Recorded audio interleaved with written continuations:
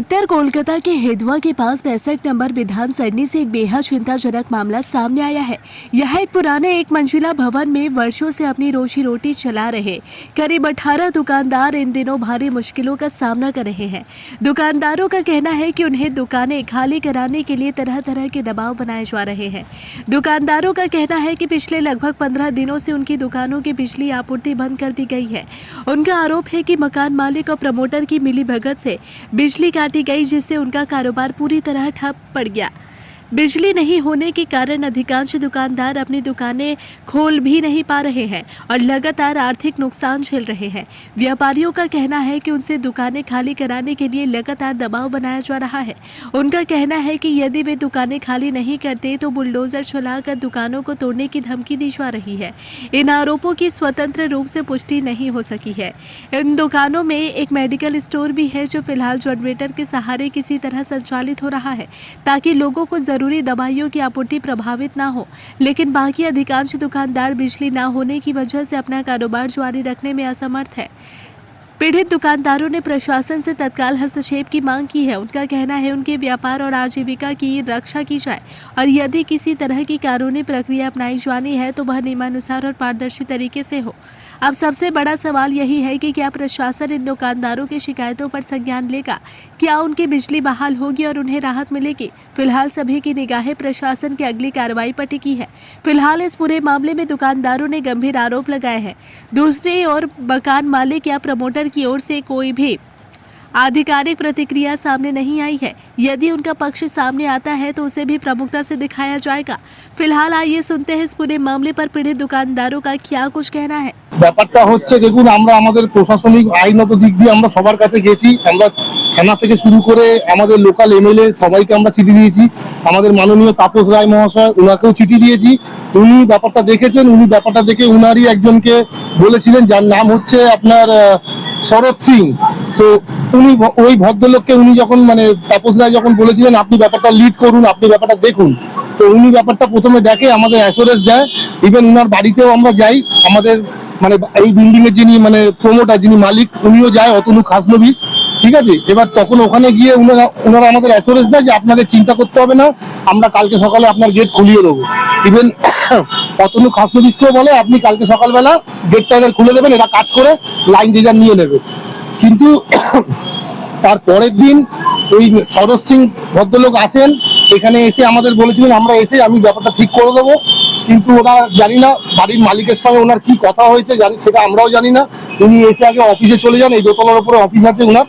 তারপরে উনি নিচে এসে আমাদের এই বসন্ত কেবিনের ভেতরেই ওই শরৎ সিং বলেন যে আপনারা সই সবুত করে নিন, ঠিক আছে, আপনারা সই টই করে আপনাদের লাইন ওরা দিয়ে দেবে। তো আমরা বললাম তখন কেন, আমাদের তো কোর্টে কেস চলছে। যখন আমাদের কোর্টে কেস চলছে আমরা উইদাউট উকিলের পারমিশন নিয়ে আমরা কি করে সই করবো? তো এই নিয়ে শরৎ সিং এর সঙ্গে আরো দু একজন এসেছিল। তারা আবার কিছু পেপার হাতে নিয়ে, সেটা আমাদের কাছে ভিডিও আছে করা, তারা আবার কিছু পেপার হাতে নিয়ে বেরিয়ে আসে। আমরা যখন পেপার চাই তারা উল্টে আমাদেরকে গরম দেখায়। ইভেন এটাও বলে আমরা এখানে বুলডোজার চালিয়ে দেবো। তো আমরা তো আজকে 100-150 বছরের সব দোকানদার, তো হুট করে বললেও, আর আমরা বাসিন্দা ওইখানকার, তো এবার হুট করে বললে তো কারোর গায়ে বুলডোজার চালানো যায় না। রাস্তার ফুটের দোকান তো আলাদা ব্যাপার, আমরা তো একটা লিগালি বড় দোকান আমাদের, আমি সেই দোকানের ওনার। তো সেখানে তো ওরা বলাটা উচিত না, সেটা সবার মানুষেরও একটা প্রেস্টিজের সম্মানে লাগে। যাই হোক, ওনারা ওনাদের কথা বলেছেন, তা আমরা ওনারা বলে চলে গেছে, সেটা আমরা ভিডিও করে রেখেছি। ইভেন চাইলে প্রশাসনের কাছে আমরা সেই ভিডিও দিতে পারি। ব্যবস্থা করে দেওয়া হয়, খুব ভালো হয়। লাইন তো কাটিয়ে দিয়েছে, লাইনের যে মিটারের জায়গাটা একটু অসুবিধা ছিল। হ্যাঁ, বৃষ্টির দিন, রবিবার বৃষ্টি পড়েছে খুব, হয়তো ইলেকট্রিসিটি এসে কেটে দিয়েছে, কিন্তু ওটা সারাবার ব্যবস্থা করলে খুব ভালো হয়। আর কি বলবো বলুন, তাহলে করুক বা আমাদেরকে দেখ। হ্যাঁ, নিজেরাও সারিয়ে নিতে পারবো আমরা, যদি সেরকম কিছু বলে। মালিক যদি বলে যে তোমরা সারিয়ে নেবো, মালিক যদি বলে নিজে সারিয়ে দেবো, সারিয়ে দিতে পারে। আপনার নাম? আমার নাম রাধা রমন ঠাকুর। আপনি কি দোকানদার? আমি প্রকাশ মেডিকেলের স্টাফ। বলুন কি অসুবিধা? ওইটা আজ 15 দিন ধরে আছে, কারেন্ট নেই, সমস্যা, বাড়িওয়ালার এই লাইনটা ঠিক করতে দিচ্ছে না। সেই জন্য আমরা অনেক রিকোয়েস্ট করেছি, প্রশাসনের কাছেও গেছে, সব জায়গাতেই গেছি, কিন্তু তার কোনো ফল পাইনি। তাতে আমাদের কোর্টে যেতে হয়েছে। এখন কোর্ট কি করবে তার অপেক্ষায় রয়েছি। আজ হ্যাঁ, আমরা নিজেরা করার জন্য সবসময় তৈরি বাড়ির আছি। মালিক কি বলছে? বাড়ির বাড়ির মালিক মালিকের নাম কি? হতে দিচ্ছে না। মালিকের নাম কি? অতনু খাসনবিশ, অতনু খাসনবিশ। ওরা বয়স কত হয়েছে? কত 35-36 বছর বয়স হবে ওনার। আমরা এখানে প্রায় পারিবারিক সূত্রে এখন উনি বাড়ি আমরা 70-80 বছর ধরে এখানকার দোকানদার। আমাদের এখন উনি কি বলছেন? একে সেনাপতি Last কথা কি বলছেন? লাস্ট কথা বলছে আমাদের সঙ্গে বসতে, তারপরে আমরা ঠিক করব। আমরা তাতে রাজি হইনি, যে বলছে আগে আমাদের সঙ্গে বসো তারপরে হবে। কিন্তু এর জন্য তার আমরা পার্টি অফিসেও গেছি, থানাতেও গেছি, লাস্ট মোমেন্টে কোর্টেও গেছি। আর কোর্ট আপনার নাম পাবেন। আমার নাম অনুপ সেনাপতি। আপনার কি এখানে একে বাড়ি- সেনাপতি দোকান আছে আমার। হ্যাঁ, এই নিয়ে আমরা অনেক চেষ্টা করছি। এই 15 দিন ধরে গরমে অসহ্য কষ্ট হচ্ছে, মোমবাতি জ্বালিয়ে দোকানদারি করতে হচ্ছে। হচ্ছে আমাদের বয়স্ক মানুষ আমার খুব অসুবিধা হচ্ছে। কি কারণে অসুবিধাটা কি কারণে? এই যে 15 দিন ধরে কারেন্টটা বন্ধ করে দিয়েছে, আমরা ঘুমাতে পারছি না ঠিক মতন, আর থাকতে পারছি না ভেতরে গরমের মধ্যে। কে বন্ধ করেছে? কে ওই বাড়িওয়ালা বন্ধ কেন করেছে? এই যে কারেন্টটা কি মিটার বক্সে কি আর জল ঢুকে গেছে, সেই জন্য বন্ধ করে দিয়েছে। কতদিন ধরে এই আজকে 15 দিন হলো। আপনারা প্রশাসনকে জানিয়েছিলেন? তাকে আমরা প্রশাসনকে জানিয়েছি, হ্যাঁ। চিঠি দিয়েছি। প্রশাসনকে জানিয়েছি, হ্যাঁ জানিয়েছি সবাই। কিন্তু কোনো সুরাহা হয়নি। আচ্ছা, একটা দিলেই হবে, আর কিছু আমরা অত বেশি চাই না কিছু, তো কারেন্টটা দিলেই ব্যাস। তার সাথে জলও আপনারা বন্ধ আছে। না জলটা আছে অল্প, এখন চলছে, চলবে। কারেন্টটাই তো অসুবিধা হচ্ছে। আপনাদের হোটেল ব্যবসায় হ্যাঁ একটু হোটেল চলছে। এটা পুরো বন্ধ আছে। বন্ধ করে আছে। হ্যাঁ একটু অন্ধকার তো দেখতে পাচ্ছি। 15 দিন। আমরা আজকে 15 দিন ধরে এখানে এটা আমাদের দোকান, আমাদের পেছনেই বাড়ি। এটাই, আমি এই বিল্ডিং এরই ছেলে, আমি এখানকারই বসবাসকারী। এখন ব্যাপারটা হচ্ছে আমাদের এখানে মিটার বক্সে আজকে জল পড়েছিল বলে সিএসসি উইদাউট পারমিশন প্রথম কথা লাইনটা বন্ধ করে দিয়ে চলে যায়, যে আপনাদের জল পড়ছে, আপনাদের ঠিক করতে হবে। তো সেটা আমাদের একবার পারমিশন নিয়েই করে যেতে পারতো, কিন্তু সেটা সিএসসি করেনি, এমনি লাইনটা বন্ধ করে দিয়ে চলে গেছে।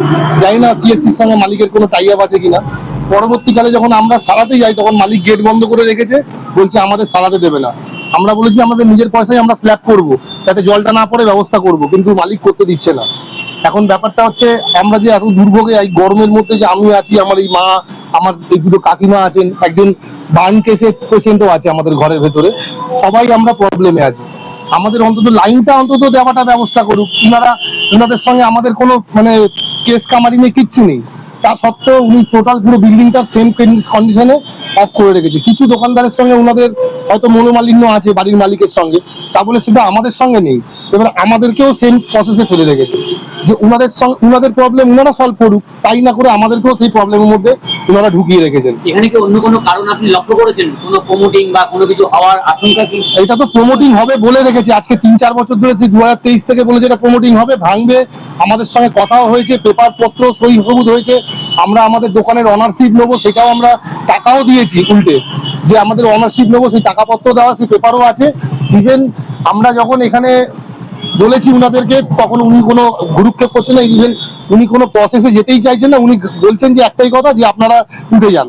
আর শুধু শুধু বললে তো কেউ দাদা উঠে যায় না আজকালকার দিনে। কেন উঠে যাবো? আমাদের তো একটা নিয়ম আছে, একটা আইন আছে, আইনের পথে আমরা উঠবো। আমরা তো বলিনি যে আমরা উঠবো না। কাছাকাছি বসবাস করি এই বিল্ডিং এই বাড়িতে, এটাই আমাদের অ্যাড্রেস।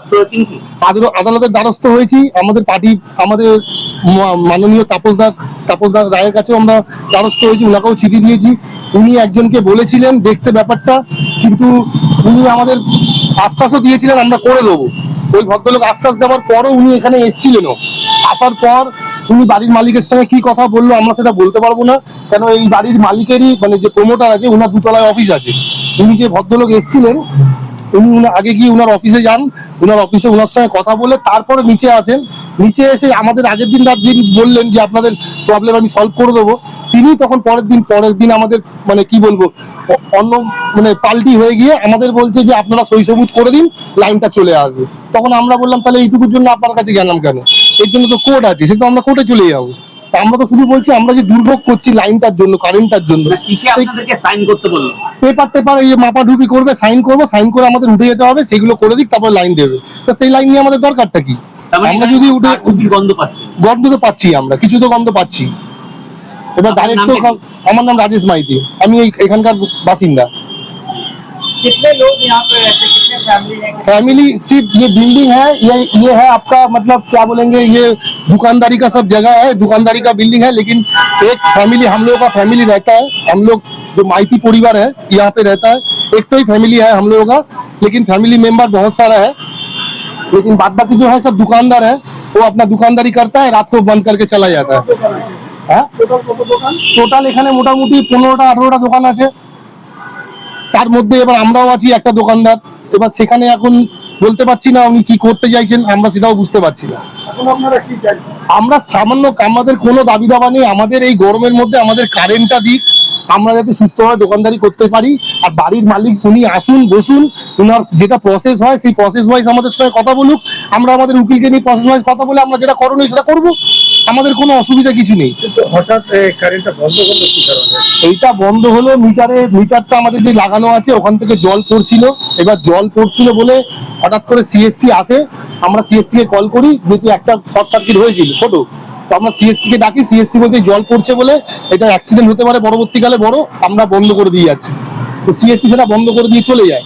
আমাদের সিএসসি বলে যে আপনারা এটাকে স্ল্যাব করে নিন, এটাকে সারিয়ে নিন, তাহলে জলটা বন্ধ হয়ে গেলে আমরা আবার লাইনটা লাগিয়ে দিয়ে যাবো।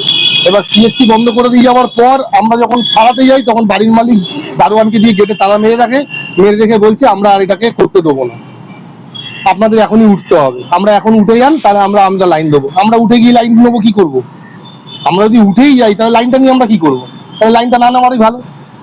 আমরা আজকে 15 দিন ধরে কষ্ট করছি এই কারণে, তার জন্য আমরা প্রশাসনের কাছে দ্বারস্থ হয়েছি, আমরা থানায় চিঠি দিয়েছি, উকিলকে চিঠি দিয়েছি, সবাইকে চিঠি দেওয়ার পরও এই অবস্থা।